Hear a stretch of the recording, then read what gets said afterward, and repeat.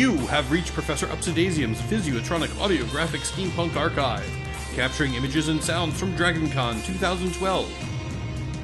In this transmission, Steampunk Postman Stan Burch and Gentleman Adventurer R.J. Foster.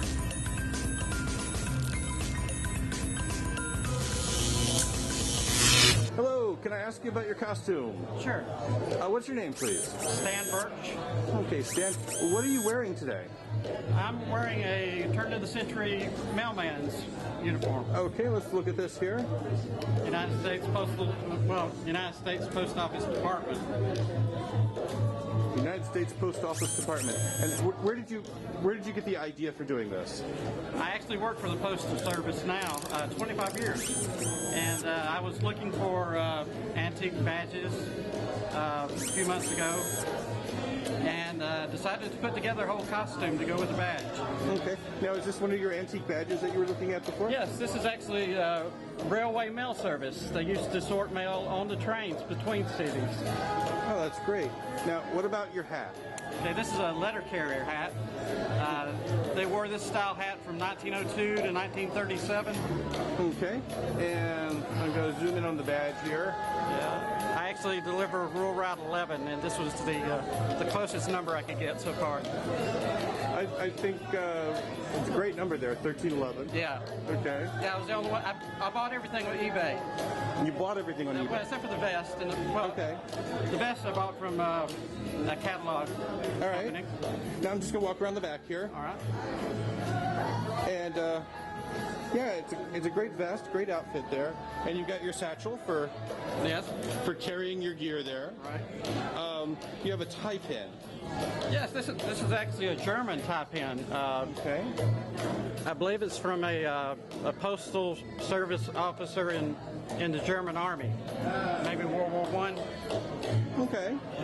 And you have your USPO pin there. Right. Post Office Department. That was before the name was changed to Postal Service in 1970. Well, it's a really great outfit. It's a really good idea. It's a neat. No, I haven't seen a mailman here before. I wanted something different, yes, and something that I didn't want to just be somebody who I was not. I am a postal carrier. And we thank you for that, because 25 years of service is a great thing, sir. Okay, thank you. Thank you very much. Hello. Can I ask you about what you're wearing, please? Yes. It's all steampunk. I basically use L-wire, any other parts of materials that I can find, hit the antique stores, hit the thrift stores, find anything that you can find. Your imagination is your only drawback. Okay. That's the only thing to stop you. Alrighty. So, what's your name? My name is R.J. Foster. Okay, R.J. And you said you had a character background. Yes. My character's name is Dirk Astor.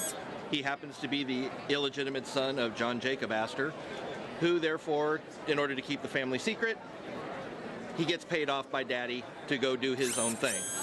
I had actually had my arm injured, and this technology, due to the fact that we had Daddy's money, we were able to come up with the technology to actually get my arm to be able to function again. Without it, it would just hang limp at my side.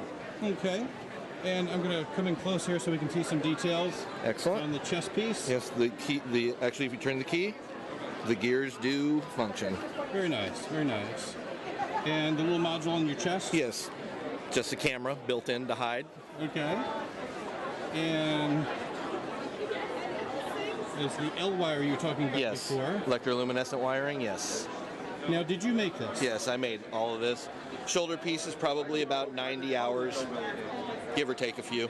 Okay. How far can you raise that up? Oh, you have great extension with that. Yes. Okay. I came out of Renaissance Fair originally, so I've done some leather armor for people before, so this was kind of do the same thing and then go on top of it with the steampunk. Okay. Now, on your other arm... Yes. You've got... The other arm, we have a miniature Gatling gun. Okay, and some ammunition there. Yes, spare ammunition on both sides. All right. It does function. You can get it to spin. Due to the fact of time constraints, I didn't have time to do it, but it is going to be motorized to where I will be able to hit a pressure switch and it will spin on its own. Well, hopefully we'll catch you then and you can show that off. Excellent. And you got your goggles there on your hat. Oh, yes. Your different magnifiers there. Oh, yes. Now, on one side here, you have some utility. This is a leg bracer. Assorted pockets, easier to get into than trying to get up on your hip. All right. Got to have a sextant so you Gotta can have find a your way. sextant so you know where you're at. Exactly. Okay, and you got some spats there in your boots. Yes. Keep the pants from getting dirty with everything. Right. And coming around the back, and some more pouches, and the back of your shoulder assembly. Yes. And you've got a battery here. Yes. And that's actually what's powering your lights. Actually, that battery is powering this light here in the front. Okay. It does work off the knife switch, so I can on and off the switch just by throwing the knife. And same with the arm. That one functions for this light right here. But I can shut it off also just by the knife switches. That is great. The sneaky one a lot of people like is right here in the wrist. That's actually the front shocks from a remote control car to give it the actual where it functions. Right, right.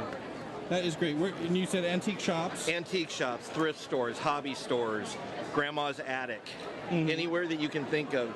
Usually the joke, and it's not being mean, is the more places you can find where the more older people are, they've hoarded stuff their whole life and they don't really need it anymore, you can find some amazing stuff from them. Okay, estate sales. Estate sales are wonderful places to go. Excellent. Okay.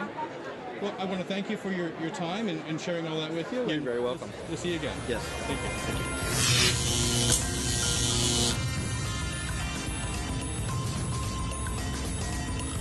You have been watching Professor Upsidasium's Physiotronic Audiographic Steampunk Archive. For more information about DragonCon, go to www.dragoncon.org. Special thanks to the staff of the Alternate History Fan Track.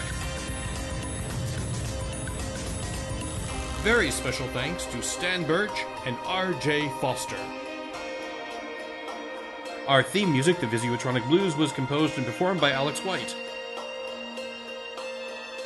Our motion graphics were created by John Adams at Blithwolf Studios. Stay tuned as the experiment continues.